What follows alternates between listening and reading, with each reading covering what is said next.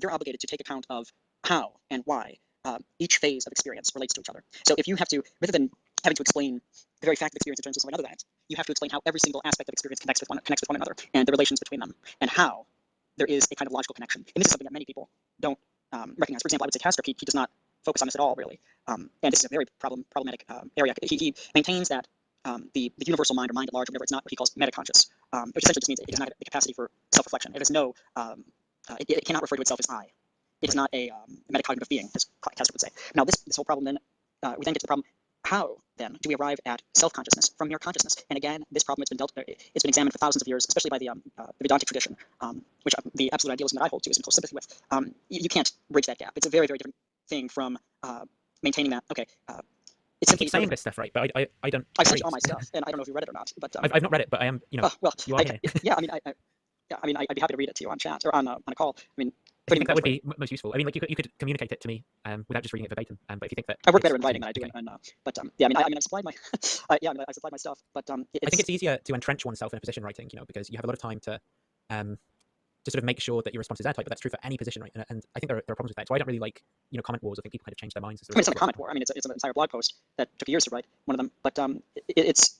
The reason why I prefer writing is that you don't get these gotcha moments. That's another thing. But another thing, though, I think it's much better for both sides because they're able to organize their thoughts in a coherent way, or at least they're expected to. And that's something that I think should be kind of acknowledged, I think. So when you do write, especially philosophy, it does give you the opportunity to analyze your own thoughts and make certain modifications and be able to actually visualize what you're talking about, which is much more difficult to do when you're on the fly in an audio call. But again, yeah, I mean, I've outlined my arguments regarding conceptual sense. I think lots of the people who I've, like, I'm not saying that idealism is a cult by using this analogy, but lots of the people I've talked to who are in cults, right, of those whose minds I've changed, I don't think I could have ever changed their mind by text. I think I was only able to change their mind because they didn't have the time to rationalize away the problems with their views I was raising.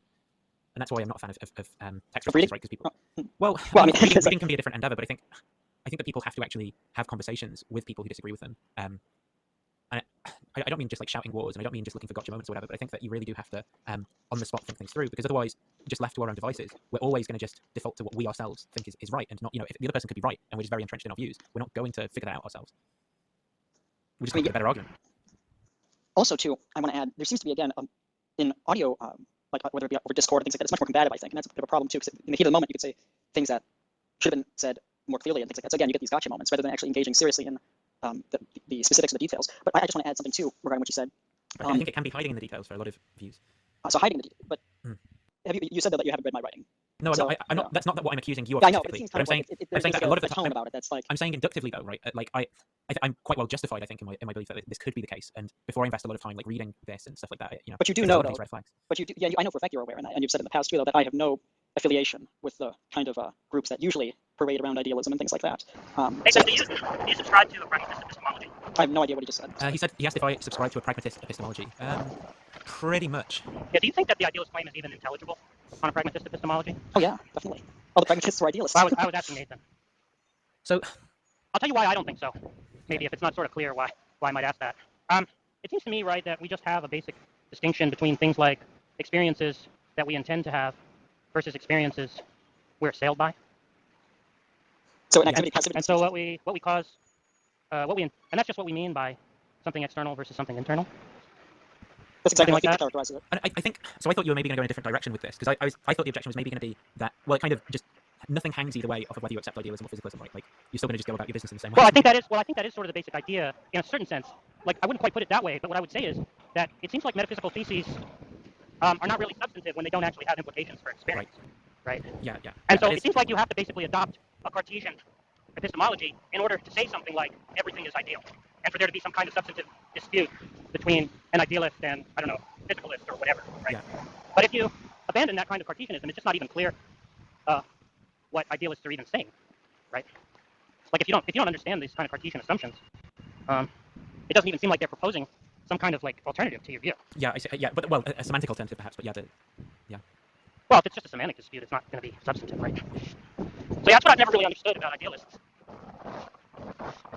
I just don't see how they're saying anything that there is for me to agree or disagree with. Well, I mean, that's sort of how I, view the dispute, right? I do kind of think that then really what's going on is that I'm being kind of prescribed to reform my use of language to reflect whatever idealist preferences are for these things, and pretty much nothing changes. But the point is, they are sort of demanding that you abandon your epistemology, right? Because if you actually think that truth has some intrinsic relation to what has implications for experience, right? You have to actually give up. You have to actually give up on that in order to make sense of the idea that there's a fact of the matter about whether everything is ideal rather than material or something like that. You see what I'm saying? Yeah, I do see what you're saying. There's quite a lot of error. Sorry about the in noise. like, I'm on a bike, so. Do you have thoughts about that? I think that's a bit of a misunderstanding there, because the people that, like someone like William James or Charles Sanders Peirce or Ferdinand Kenny Scott Schiller, you have individuals, philosophers, who maintained that pragmatism is intelligible not from a realist perspective, not from a perspective that maintains the things about which we speak somehow they have characteristics, intelligible characteristics independent of experience and the way we act in the world. The world itself is the world of action. The world that we ourselves find ourselves in, and in our relation to ourselves, is thus a world of meanings and Doesn't pragmatic seem like you're implications. engaging with the criterion that's on offer here. Right? So, I mean, I can recite passages from memory from like Yeah, William but James, where he describes the fact that that doesn't seem to be the world, engaging with what's on offer here, right? So I'm saying something like, for there to be some kind of substantive dispute, it has to be the case that if one of the theses in dispute is to be true and the other false, it's going to be that, and if we're talking about some kind of empirical claim, right? I'm not talking about mathematics, right? Or any kind of necessary truth, right? If we're talking about some fact about the world, a worldly fact, right? Then what we're going to be looking for is something. In order for that distinction to be meaningful, it's going to be cashed out in terms of predictions. okay, Yeah, and I'm just not seeing how materialism versus idealism generate different predictions. okay. Yeah, so it doesn't seem like it's a substantive dispute on that. So so questions wherein no prediction can be extracted from it. So you can't craft a certain prediction that this will happen if that happens, whatever. So I mean, they become meaningless. Yeah, it becomes a pseudo debate. Yeah, it's James's squirrel in the tree, right? And I don't know if you saw that passage that I posted in response to your thing about the squirrel in the tree from Josiah Royce. But yeah, the question though here, I think, what do you mean by ideal here? It's supposed to be because I don't know what it means. See, that's the point, right? What do you mean by I experience? understand what that could mean. What do I mean by experience? Well, that's going to involve things like qualitative and intentional properties, phenomenal intentional properties. Okay. Now, is experience real or ideal, or material? Rather, should I put it that way? Yeah, see, I don't think I understand what that distinction is supposed to be. Is it real or ideal? Then why are you saying that I mean material as opposed to real? I mean, like if you want to talk like real relations and ideal relations, things like that. But if you're saying that I am making the distinction, or I'm saying that there's a difference, there's some kind I mean, of. there's a distinction between the mental and the non-mental on my deal. Okay. Right? That I can understand. But Right. But the claim that everything is ideal rather than material, I don't really understand what it would mean for either of those. What it would mean for either thesis to be true. And what if we were to replace ideal with experiential? Yeah, I don't understand what that would mean, because the point is Do you know that now? if there's a distinction between what's intended and what I'm assailed by, right? So what you're actively. So again, we can consider this in terms of activity and passivity. Fichte, the idealist, that's how he framed the relationship between the ego and the non-ego, and he crafted an idealism out of that. Yeah, I don't see why the fact of passive receptivity, the fact that one is receiving. I can't even talk about this. Yeah, there's a lot of noise coming through. Oh, sorry, I'll mute my mic. Yeah, sorry about that. Yeah, that's just not a good way to. Like for example, in dreams, this is not I'm not arguing for idealism. I'm just saying that his distinction between activity and passivity kind of crumbles in the world of dreams, because again, in the world of dreams, you're assailed by certain sensations. You receive them passively. You don't actively engage in their coming to be. But at the same time, though, you are also can be creative in dreams. You can do that kind of stuff. In that case, then, are we to prescribe, or at least ascribe reality to those areas, those aspects of our dreams wherein we are passively receptive of sensations?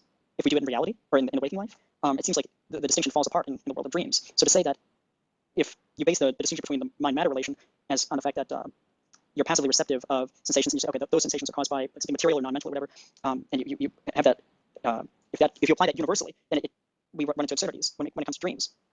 Yeah, I think I'm that's over my break, and I have to head out, so I'm going to listen for a bit while you do that. So yeah, I'm no, just I on think the line, so I'm going to listen. Yeah, no, I think that's a useful point to address. Exactly how do we accommodate dreams into that distinction. I think there's a way to do that. But in any case, it seems like it's just kind of off the track, right? Because what's really required is for there to be some kind of implication for experience. That would be the case if one of those theses were true and one were false, or vice versa. It would actually make a difference. But you're saying predictions are the only thing that can. Predictions. So in other words, if one would correctly predict our experiences and the other would not. Okay, I thought you meant like novel testable predictions in the case of like, okay, we observe a chair falling here. Like I thought you were like going on a T-jump kind of thing. In that case, okay, that's better. I think you were much more like approaching it from a more positivistic standpoint. Well, I think it is. I think you could fairly say it is positivistic in the sense positivistic in the sense that that Will have to be like in a more radical sense, as opposed to a much more loose sense, like just like okay. Well, I predicting just mean by experiences positivistic, I just mean that there's basically a verificationist criterion with regard to the meaning of worldly claims. yeah. What would experience have to be like, right, in order for this to be true? Exactly. Yeah, that's exactly it.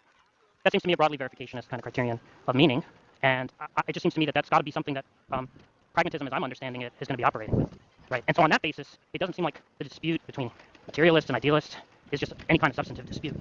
And so what I'm saying is in order for that dispute to become intelligible, you're basically asking me to give up my epistemology. And so it seems like before a metaphysical dispute can happen, right, I have to be able to find the dispute intelligible, which means we have to have the epistemological or eletheological dispute beforehand, right? And so what you need to do is show me why I have to accept a Cartesian epistemology.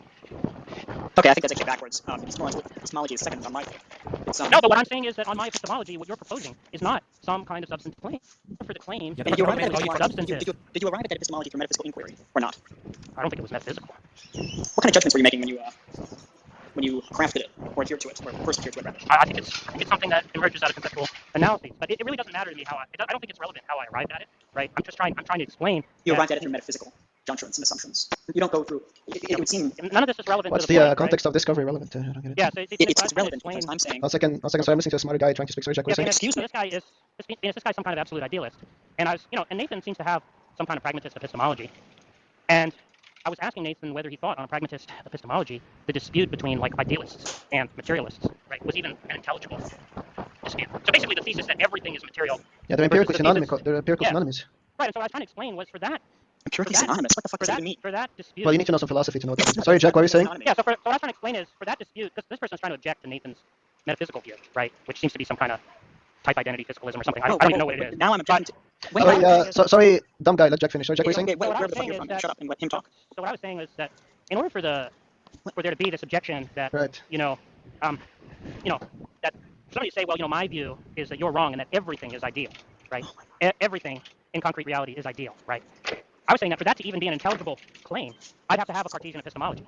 And so before any metaphysical dispute could be undertaken, there'd have to be an argument to show that I'd have to give up a pragmatist epistemology for a Cartesian one. Right, because under the pragmatist view, like two views are gonna have the same empirical content, so just Exactly. here. Yeah, exactly. And I imagine the digital gnosis guy is like sympathetic to such a view. I think so. I think he Yeah, is. that's pretty much my view. Though obviously, I think there's potentially an inconsistency between my holding that view, right, and some of the things that I'm saying about physicalism. So maybe I need to. Work Yeah, Well- I think you might be right about that, Nathan. That's probably something worth discussing. But Well, before Jack we has like even- anti-physicalist views, so like maybe No, you might not be. I You might do not think be. I that- would say. Yeah, I do think that there is a substantive dispute that can be had between, say, naturalists and non-naturalists, and that's going to be tricky to figure out how that squares with this kind of pragmatist criterion. But I still feel that we can't address this idealist kind of. No, that's like all gibberish under the pragmatist view. Yeah, I don't think we It's can do that until we actually give up on pragmatism and become Cartesians. And I just don't see why we'd ever be rationally compelled to do that.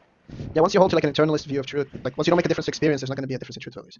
Because then you're not saying like, look, here's like a model, and this model maps onto the world, and this model might like completely fail to map onto the world, but empirically it like makes ideally all the predictions that we could like observe and so on, but nevertheless it could still be false. Once you reject such a view, you take it that the content of the view is going to be its empirical content, and so like two views that are empirically synonymous, which just means that they make all the same predictions, because the meaning of a theory under such a view is just its empirical content. And so if two theories make the same observations, they're just going to be the same view, because a theory is nothing beyond and above its set of like observational sentences that it entails.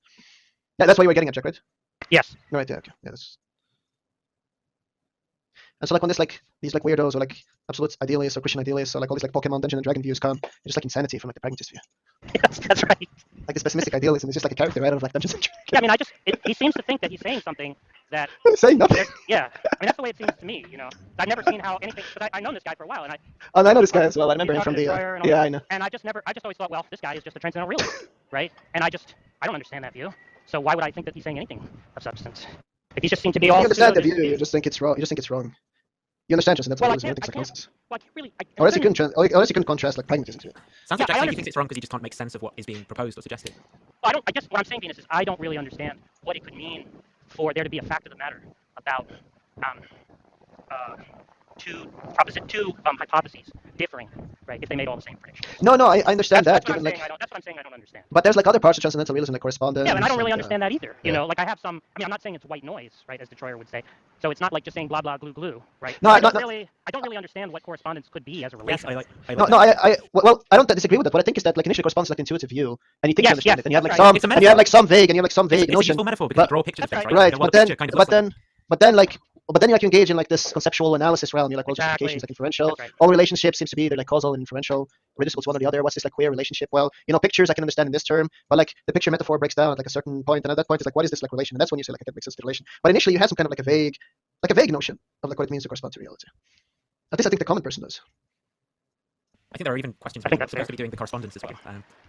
But I agree, like once you have like a clear view, once you have like a clear conceptual analysis, correspondence just seems to be like a very confused view. Hey, did Jeff go home? He did. Okay, thank you. But what's like sort of fascinating is like correspondence was like dead for like a very long time until like analytic philosophy became a thing again, because like the Hegelians didn't believe in any of that stuff. Oh yeah, that's an interesting point, Even right? That in a many way. of the verificationists. Right. Like, Yeah, but those are like post Hegelians though. But I mean, in the analytic tradition, right, because a lot of verifications are taken to be the sort of like, ultimate over trying to put everything into symbolic logic type people, right? And I think there's a direct quote from Otto Neurath saying something like, well, statements can only be compared with statements, right? So this idea of correspondence is unworkable. Yeah, but I think the dominant view. Well, I think like a very Some of the good one, I positives say, were coherentists. yeah, well, Like some of them. Weissmann Like, was. yeah, Otto Neurath was as well, and but at that point they didn't necessarily make a distinction between the theory of truth and the structure of justification either. But like Wittgenstein was like a strong proponent of correspondence, and a lot of them took from him. Dude, I like the Depends estrogen on how levels. you read the tractate. I like the estrogen Yeah, levels. well, I mean, obviously, yeah, there's a lot of like females and like weak humans, human males. Keep saying your head, yeah, true. Thanks. like Yes, the I like scholar- the the scholar- estrogen levels. Like I saw exactly what happened. The gentleman was going to get Jack to answer some questions, and then just like the ladies on The View, Venus came in to exchange estrogen levels with Jack and not let the Can gentleman you speak. stop interrupting? I like G.I. Joe. I was just giving a small commentary, just to light, But G.I. knows that like of all of us, he has like the highest number, like the highest amount of estrogen, so it's all fine. It's also, matters how many androgen receptors you have. So it doesn't really matter. Well, I don't what eat the soy, level so of I have 0. He Well, just like zero. he just So like if you don't have any androgen receptors, then you have no